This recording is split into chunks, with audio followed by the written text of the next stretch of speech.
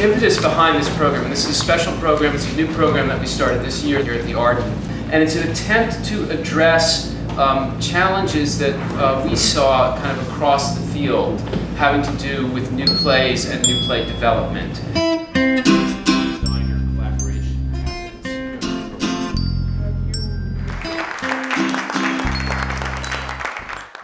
I think a program like this will change the way someone looks at the theater, because it's just like anything else that you get to know from the inside out. You appreciate it more. At most large institutional theaters, playwrights write a play and then wait often up to 2 or even longer, 3, 4 years before getting a chance to see it produced. And you feel this kind of interruptus when you write a play that isn't produced, and you don't feel whole until you've seen the play done.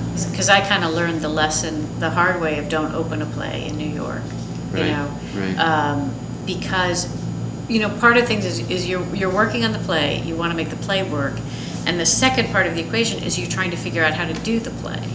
And if you get either of those parts wrong in New York, that's the end of the line for the play. So our approach here was to essentially say to a playwright, in this case Wendy, if you write the play, we will then almost immediately do the play. And Mary, your last name is? Forney, F-O-R-N-E-Y. So I'm asking a very fundamental question because I don't know how this works. Do the designers come to you and say, what were you imagining these people look like and would dress like? Or do they read the play and come back to you and say, this is what I imagine you had in mind? I welcome what the designers bring, and I welcome that idea of they're thinking about this one aspect of the play, like the sound of the play, and this line that talks about the sound of this world and all that, I find really helpful. There's almost a cinematic quality to this show as well. It moves quickly from place to place and smoothly as well. It wants to be a very simple set that sort of shows with just pieces where we are and what this world is like without sort of cluttering it up too much with stuff. Oh my God, it's Liz. Do you want me to go out the front way? No, it's too late. She'll see you. Duck in here. This is Mary. She's our heroine. And what I have her in is bright colors so that she takes focus.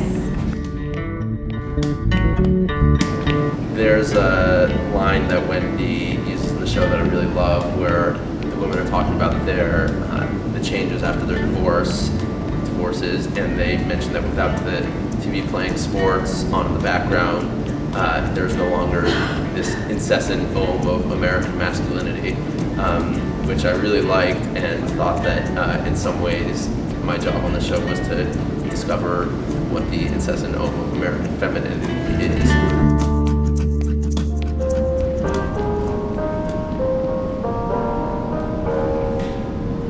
Anyways, so you see both of them in the development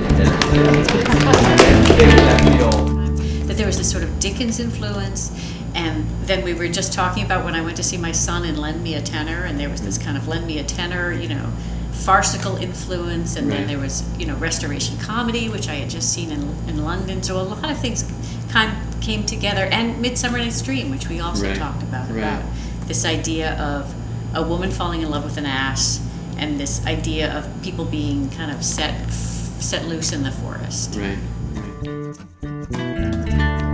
Oh. Have you heard about the missing girl? The dentist? Hygienist. Well, that's sexist. No, she really was a hygienist. She worked for Miss Taken's boyfriend. He was the last person to see her alive. Miss Taken's dead. No, not Miss Taken, the hygienist. The hygienist was the last person to see Miss Taken alive? Miss Taken is alive. She's still alive. It's the hygienist we're worried about. And you think Miss Taken is the killer? No, the dentist, Miss Taken's boyfriend. So this boyfriend/dentist might be a serial killer? I think he might be, yes. That's kind of random. Usually the first thing, at least, and this again, remember this is personal to me too, because different people develop plays differently and different people direct differently. But for me, I always have to understand what is the story that I'm trying to tell, right? And until I understand that and can track it through, it's really hard for me to do anything else.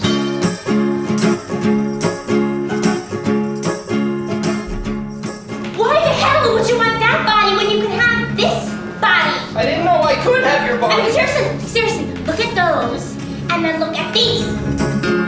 This, in some ways, it's this visionary program, and in other ways, it's kind of going back to something that, you know, the great playwrights of the past were, it was available to them. The way we worked on this is actually the way Shakespeare worked. That is, he was working for a company, writing for actors that he knew with a particular date in mind. Sexy and funny. What made him want to be a dentist? He likes to fix things. All right. He likes to get in there and fix things. And in a larger sense, it was really helpful to still be writing the play having already cast the actors, because I could hear their voices in my head, and that made it much, I could kind of write to their voices in a way that was helpful. I was surprised by the playwright's involvement in this and watching her change the script almost daily to accommodate what it looked like on stage. For me, it was a delight to discover the theater community here, and that it was as lively a theater scene as certainly as Chicago.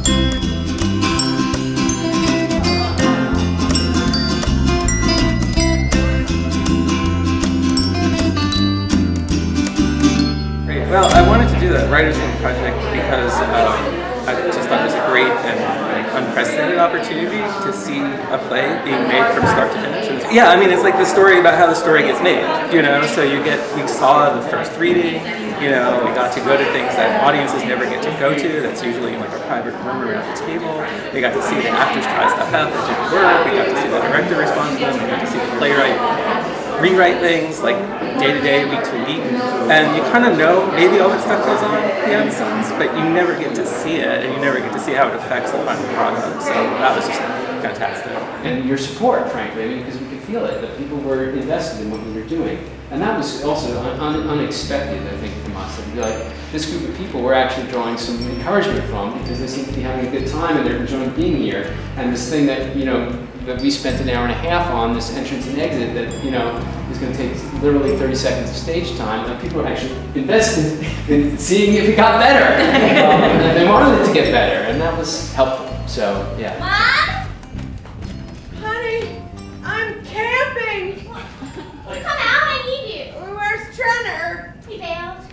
He totally bailed just because I was being annoying.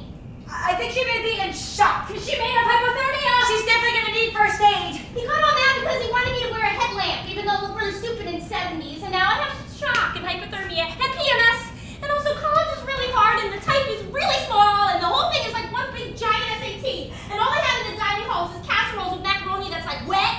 And how am I supposed to get down when I can't even see the trails or the terriers? You know, when you're younger, it's always about, you know, where's the play going? Right? Like, is it going to New York? Is it going to Broadway? Is it going to off-Broadway? You know, there's always this kind of sense of you're moving towards the big payoff.